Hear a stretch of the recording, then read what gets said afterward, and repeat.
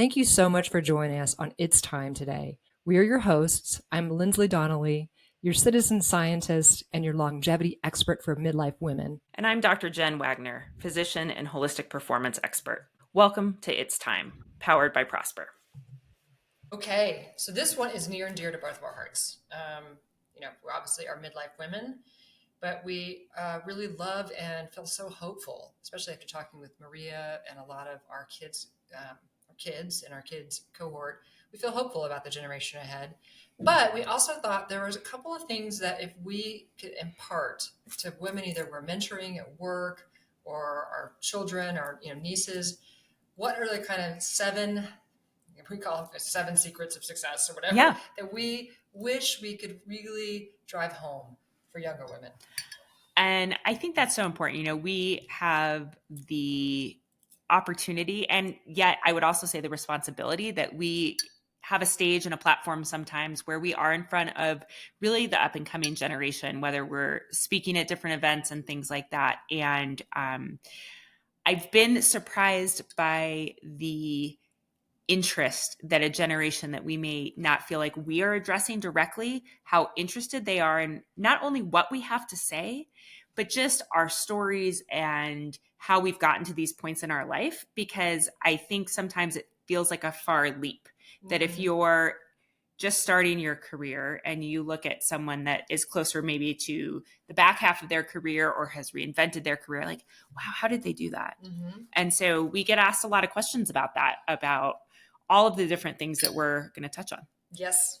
Okay, so we'll jump in. And I think our first two are related to a topic that is it's so hard to appreciate when you're young, but it's so powerful when you hit midlife and beyond. And that's the idea of the compound benefits of actions. Yes. So the first one, because we're talking about health, is really, and I think this was eye-opening for me, is the compound benefit of the exercise that you do as a young woman, how it shows up for you as a peri and postmenopausal woman.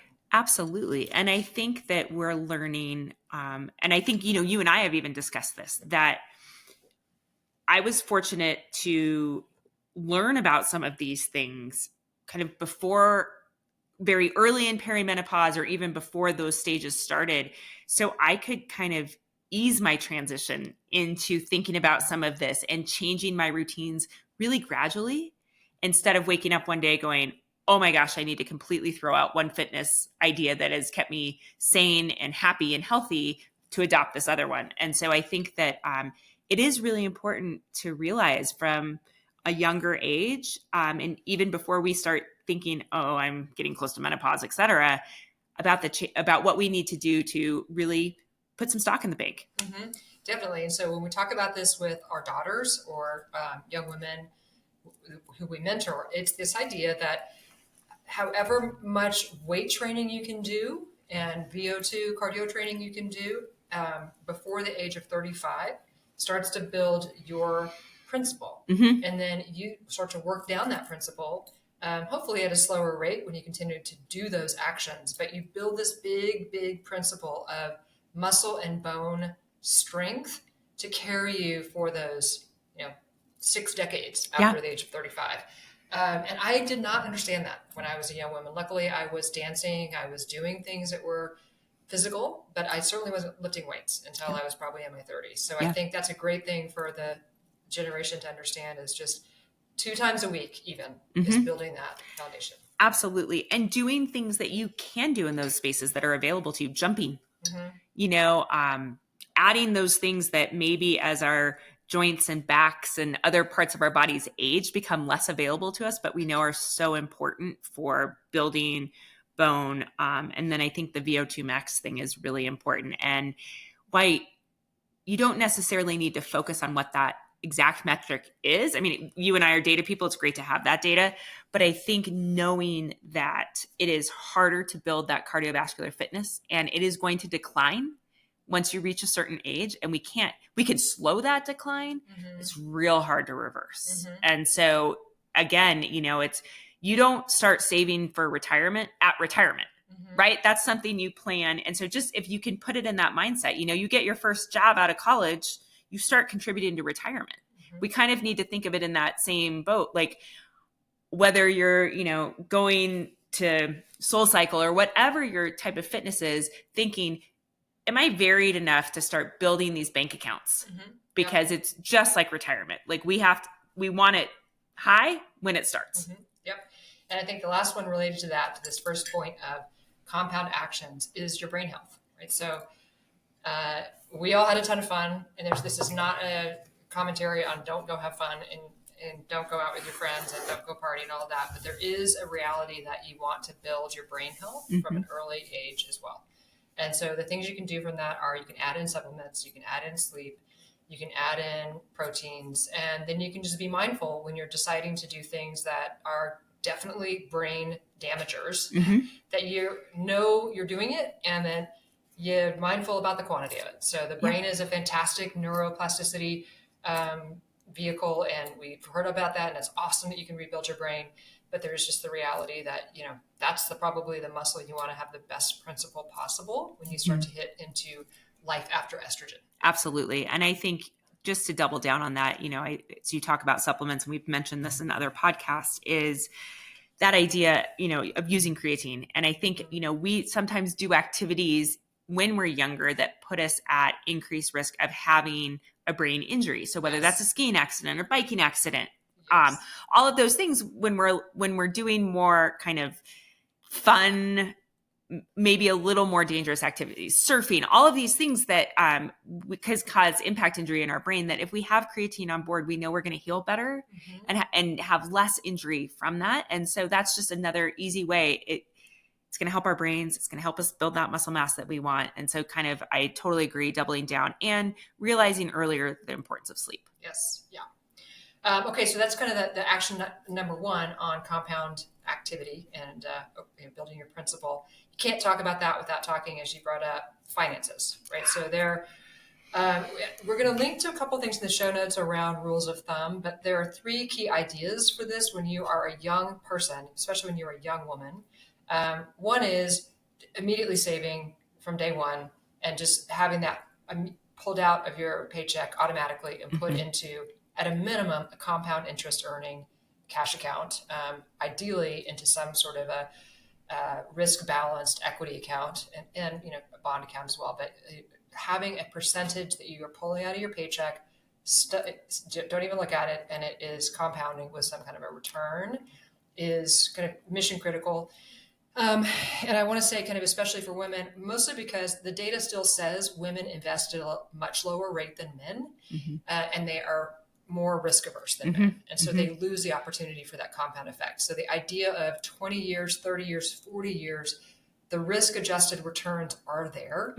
It's cyclical. There are roller coasters. It will be scary when it's in the downturn, but it is a must do priority for being set up for the decades ahead. Absolutely. And I think it's worth doing a whole podcast on this, and I want to learn from you on this because you're so knowledgeable in this space.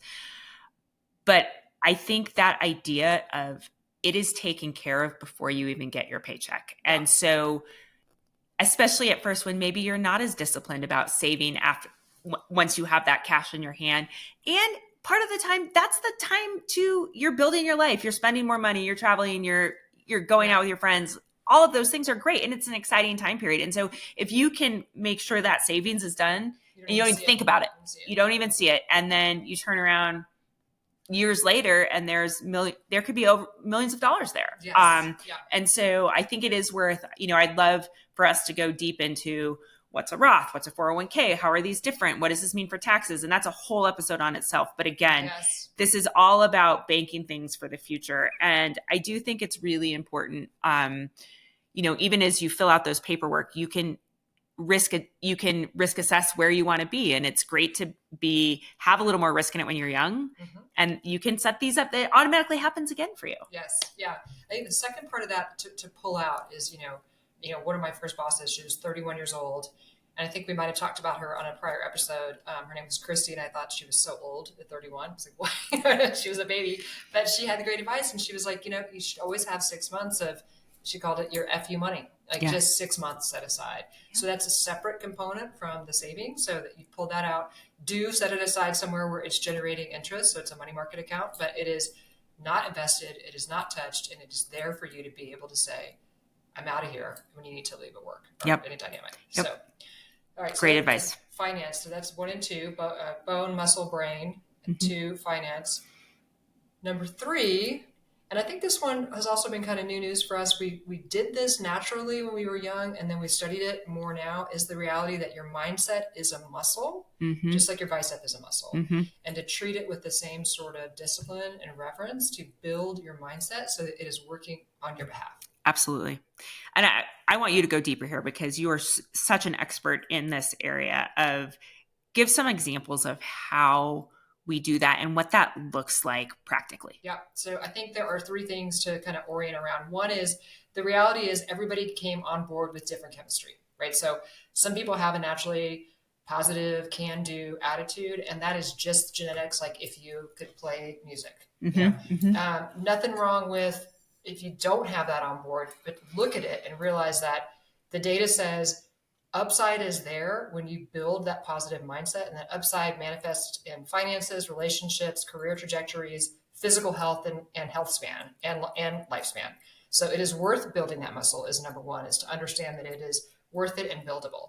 The practical application number 2 comes down to kind of 2 arenas. One is how you talk to yourself. And so, it sounds so trite and cliche to say positive self-talk, but there's a whole set of science around the reality that we all talk to ourselves, even if you have the most positive outlook, 80% of the time in a tone or a message that is not supportive. And so just knowing that's the reality and trying to catch it and reframe it in your mind is part of that practical application. And then related to that is the vocabulary that you use around I am feeling a certain way versus I am a certain way. And so trying to kind of just check your language and check the reality that you're thinking things that are probably not serving you, and realizing that you don't have to be what you think. Right. You can master that. Right.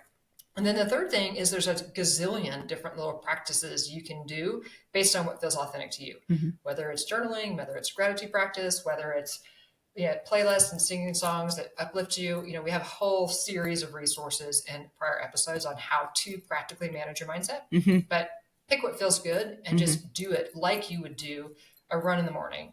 It's only 5 minutes. It doesn't need to be 40 minutes.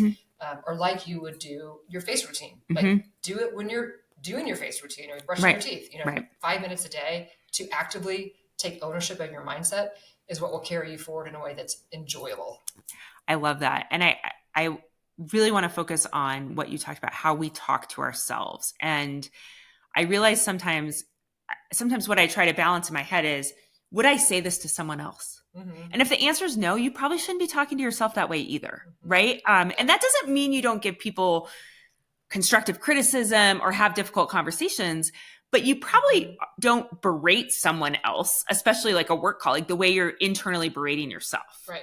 And so I sometimes when I find myself, because it tends to cycle, and when I find myself spinning around in one of these, oh, I'm the worst, I'm terrible, I'm stupid, all of these things, I'm like, would I ever talk to someone else that way? Why am I talking to myself that way? Yeah. So yes, that's such a good kind of acid test. Okay, so that's 3. Okay. 4, and this is one that I think, we come up against this with midlife women, because so many midlife women, especially say 55 or 60, when they were 22, they thought they would be retiring in like 5 years from their age that they're in right now.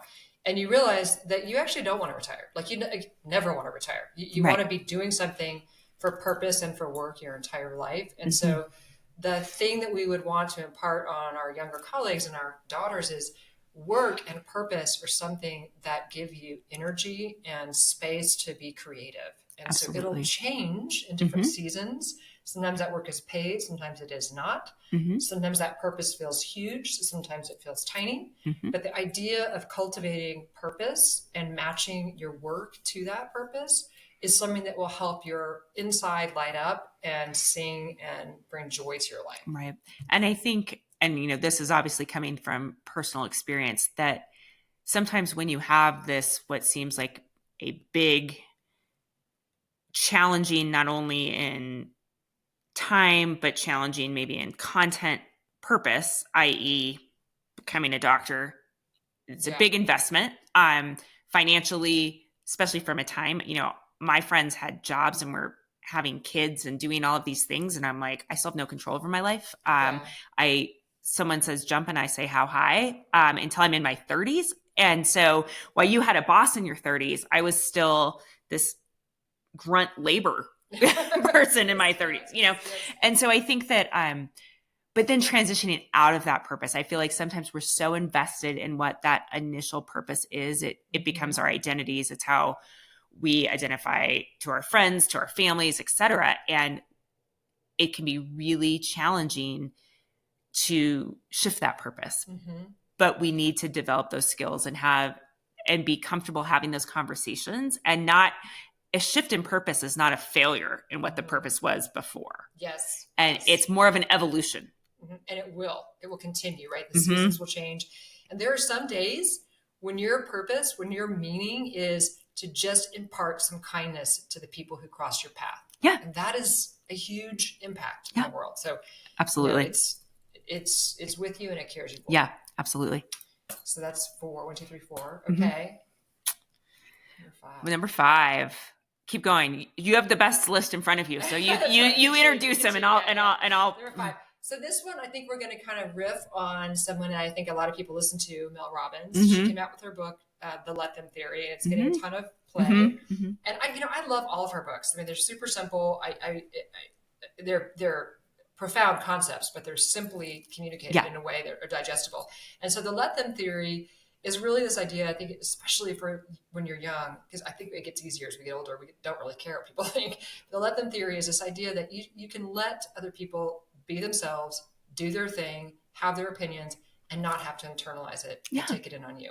It is not your job to fix someone else. If your friend is in a bad mood, let them be in a bad mood. Yeah. If your parents are, bugging you because they're trying to control you, let them be that way and don't have to worry about soothing that want in them or internalizing that request in you. So this idea of let them, and you can read the book or listen to another podcast, it's pretty quick, is then combined with let me. So then what am I going to go do about it? Yeah. But I think she gives a great series of examples that if I'd heard them at 18 or 20, just had them in my head for those 10 years, it just would have been helpful. So maybe go give it a read. Absolutely. I think that's a great, and we talk about this, I feel like, as parents a lot with our kids, is that, you can't control how someone's showing up for you. You're going to have, and you also don't know what they've been through. So maybe one of your work colleagues comes to work and is in a super bad mood, and maybe they burn their mouth drinking their coffee that morning, their toaster didn't work, and they got a flat tire on the way to work. And so, you know what? They're going to show up in a crappy mood. And that's has anything to do with you. I feel like we internalize this and always feel like it's our fault. We always do. It's our fault when someone shows up and is not kind of what we were expecting. We must have done something, and just really being able to separate that. Yeah. And I think, especially when you're kind of in the, what do we call 15 to 25, a lot of people are dealing with things that they don't really know they're even dealing with yet. One of my very dear friends, I was close to her forever, but she was very like a hot and cold friend. And I always thought it was something I had done. Right. And it turned out she was bipolar, and she didn't realize that till she was like 28. Right. And so, just realizing, hey, people are trying to figure their own thing out in parallel. Right. And I think, we were even just talking about a scenario this morning where I was like, well, this group that I used to be pretty involved with, all of a sudden I feel a little bit shunned by. Maybe I'm not shunned at all. Until you kind of reach out and say, hey, how are you? Yeah. Then you can kind of figure it out. But it's like, we tend to say, I'm like, my immediate thought, what did I do? Yes. Yeah. Like, was I rude? Did I not follow through on something? No, it probably has nothing to do with me. Yeah. Right. But even if it does have something to do with you, you're like, I don't think I did anything wrong. Right. So I'm going to let them have that reaction. Right. Correct. I'm going to let go. Yeah. So that's the Let Them Theory. Number 6, this is one, we were just talking about purpose and purposing as an active tense. And I think this is a tool that I used in my own life. And then Chris, my husband, and I kind of put it together in building family. It's called Dreamscaping. It's just a whimsical name for something we all do, life planning. Yeah. But the reason why when I was talking to our daughter about it, it was this idea that if you go down like the left-hand side of the page, you have all these categories in your life in order to have a full life. Right now, you've got your school, your after-school activities, and maybe your friends. Yeah. But as you go through life, you're like, okay, I've got work, I've got hobbies, I've got friends, I've got family, I have adventure, I have, what are the categories that you think you want to have as part of your portfolio? And then what do you want to see happen in 3 years, Yeah. 3 months, 6 months, a year, 5 years, 10 years, 20 years? And you can use that grid as a way to start to put some bets on the table and experiment. Absolutely. So, that one for us, it's kind of obvious, but we had on there, Chris and I did this together. It was like, we'd like to have grandchildren. And we're sitting there and we're like, we probably should have children. Yeah. Like, hey, it's kind of first step. That's how that goes. It's like, when are we going to do that? So, yeah. And then it's kind of how we ended up in Park City. Same thing. Yeah. Like, we want to have a mountain house. So it just is a way for you to get out of your head the ideas that you think you might want to explore. Absolutely. And then track it. So we stick ours in a Google Sheet and you can go back and look at it, but track it over your life. Yeah. And play with it and play with the categories. And it's so funny. I had a dear friend who's a dear friend of both of ours. She sat down and did this with me when I was transitioning out of my clinical practice and was really lost because, my life had been straight planned. Yes. I mean, there was not a lot of wiggle room in that plan. This is what you do and this is how you do it and the steps it takes. And so it was eye-opening. And I still have that piece of paper in my purse over there on the counter. And we did it 4 or 5 years ago now. And I still look back at it and sometimes say, what is this doing? And so I think it's a really great exercise to do if you have a coach or a friend, or to kind of be just a sounding board and maybe push back a little bit on some things or ask some pertinent questions. And so I love that idea. Yes. And then this last one, I think you got to speak to this because you embody it, but you also inspire this. So well, our last one is confidence. And it's funny, as building a business and a passion around speaking to midlife women and women who are in our phase and kind of going through a lot of similar things. I've had the privilege of speaking in a lot of different environments over the last couple of years. And what I'm astonished about is our content is still kind of geared towards midlife humans, I would say, men, women, however people want to identify. And at the end of when I'm speaking, I get an overwhelming number of questions from the young people that are in the room. And a lot of it is based on confidence. And how do you develop confidence? How do you develop confidence earlier in your career? And I really do think it's a summation of everything we just covered, that if you get really clear about what your purpose is, and whether it's your daily purpose, your monthly purpose, your larger purpose, and even though that purpose is going to evolve and change over time, like if you're clear about that and own that, then the confidence kind of starts to develop within. Like, I know I'm understanding who I am. I know I might pivot. There might be bumps in the road, but these are the things I truly value. This is what I feel my purpose is. And that kind of blossoms from inside and starts to be expressed outwardly. Yes. And then I think it also is continuing to challenge yourself, and we talk about, I spent years helping people perform under pressure and getting comfortable being uncomfortable. And I think the more times we're in that, and whether that's a cold plunge, a sauna, doing a more advanced ski run, trying something new in the gym, maybe asking or seeking a promotion that you're not quite sure you're going to get. And anytime you get to these experiences and get more comfortable, and we can change the way we're analyzing that neurochemical feeling in our body, because, it's a spectrum. The same chemicals that are causing us to feel excited make us feel anxious and overwhelmed. And it's just how we're interpreting that. And so it's like, the more we can channel that, I'm anxious about this, into I'm excited to do this. Yes. And to also know that, like, nobody gets up there the first time and feels 100% confident. Yeah. Like, we're all a work in progress, and we're going to stumble and we're going to make mistakes. And that is just part of the process. And I think the more we get comfortable knowing that as well, that doesn't mean we don't prepare and try to do our best, but we're human. And give yourself a little bit of grace. Yeah. I love that. As you were describing it too, I think another one of the things that we've seen that helps build confidence is being in alignment and holding yourself to integrity to what you say you're going to do for yourself. And so the reason I kind of land on that is I hear a lot when we're working with clients that I've said I was going to do this and I just don't keep doing it. And so, it erodes self-esteem. So when you're young, it's important to, don't overextend. Like, pick what you're going to do and then do it. And then actually do it. Do it. And set the bar low and clear that bar is something we use in the coaching paradigm a ton.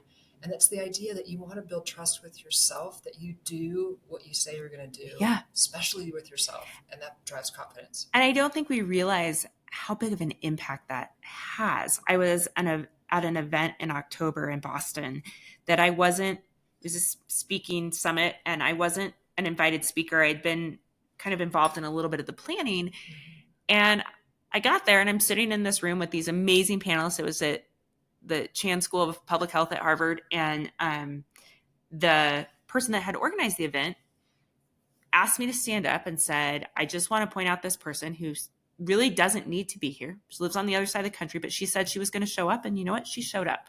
And so I think we don't realize sometimes how big of an impact of just following through and doing what you're saying you're going to do has this ripple effect on others, right? Yes. And I didn't think my presence there was that important, but it really did mean something to the people that had planned that event. And I then felt really good for being there. And because, there's opportunity cost in everything we do. And so I love that saying, get in the habit of showing up for yourself and then showing up and doing what you're going to say. Mm-hmm. And that really does ripple, whether your bosses will notice it, your partners will notice it, mm-hmm. that they do what they say they're going to do. Yeah. And the corollary to that is don't say a lot of things. Yeah. Just say you're going to be there. Don't commit to a lot of things. Yeah. Just pick one or two. No is a great word to learn. Yeah. And I think maybe that should be number 8. No is a great word, and it's powerful. And use it appropriately, because we are in the habit of saying, especially early on, yes, I can do this. Yes, yes, yes. And then we find ourselves in that situation that we can't follow through on everything we've said yes to. Yeah. So learn the power of no. Yeah. I like it. Bonus awesome. 8. Perfect. All right. Well, thanks for listening to our top 8 about how to build compounding interest for a long life. And our friends, share this with your daughters, your friends' daughters, young women in your environment. And we'll talk soon. Thank you so much for spending your time with us here today. If you liked what you heard and you got some tips on how to live better right now and for the long haul, please help us reach more midlife women. Please share and rate and like this show. And we can't wait to continue the dialogue with you on our next episode. Until then, thank you. It's time.